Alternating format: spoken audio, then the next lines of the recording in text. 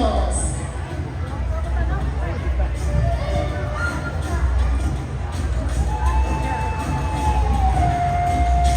Alright, for the meantime, I want everyone to please sit down.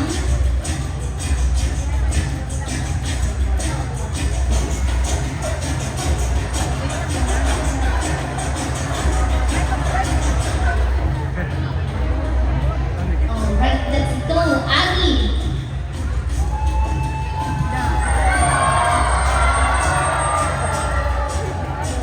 Now these birds are primarily white on its head and body with a gray on its back and wings, which held in a strong V shape. And with a wingspan of 2.2 meters, landing himself as the second largest raptor in Australia. Ay, napupusan ko nga. Ay, makita yun na yun. Okay, for the meantime, please sit down, kids.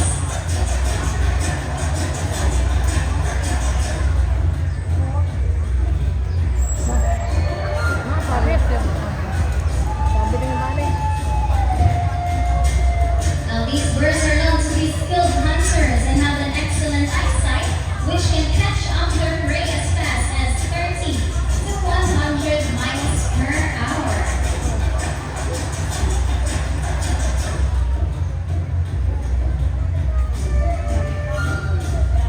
Now, as you notice, our trainers are using a glove that is what we call a pulmonary gauntlet that is to protect them from their sharp beaks and talons.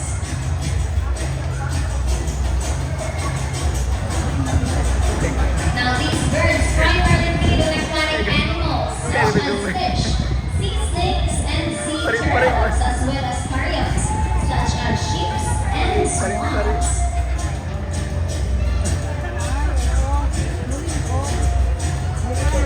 Dali yung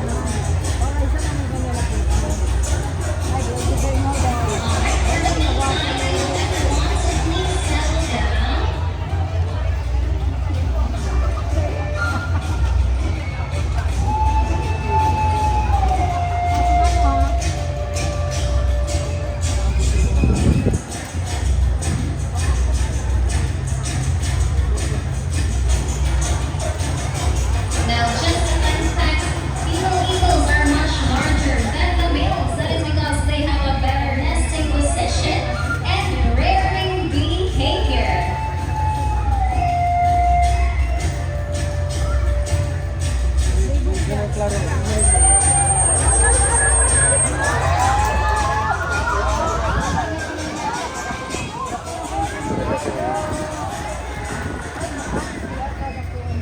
Right now, ready your cameras. Let's Angie will fly down once more.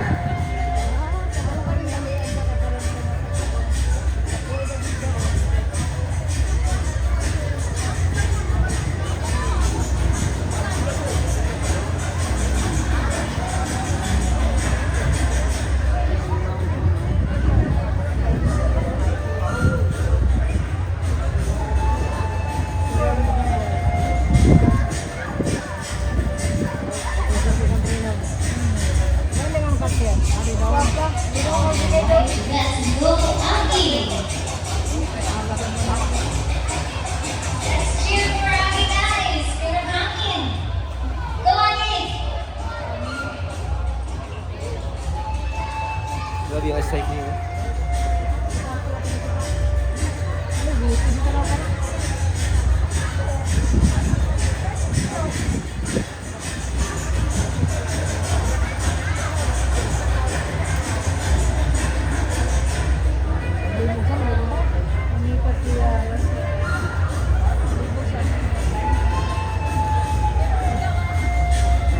Alright, let's go, Angie.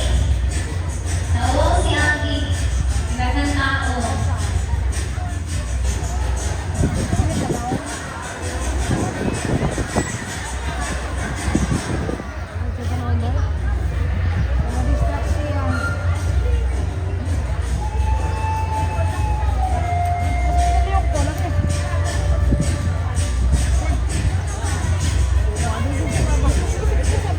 Kapoy.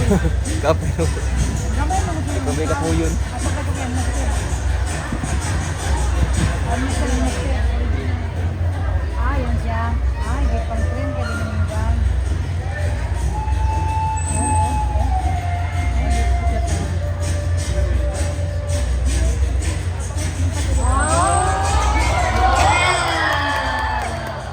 And another for white tendency eagle Aki. Now lastly, for flying birds, please look to your left as we call it our homing pigeons.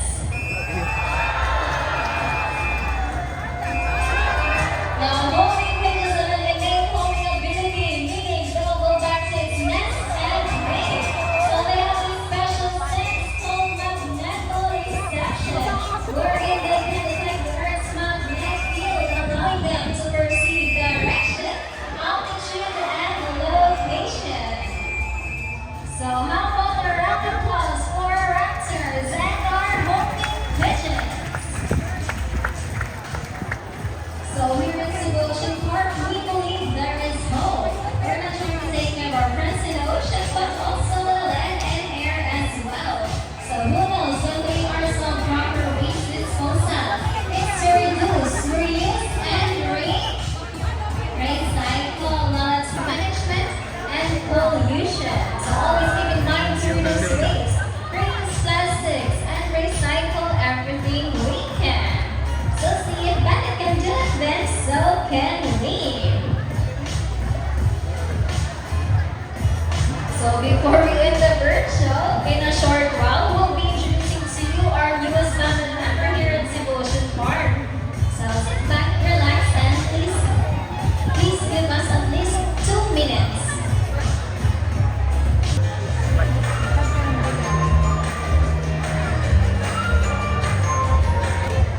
With our snack bar princess, Auntie Rose. 2, 1.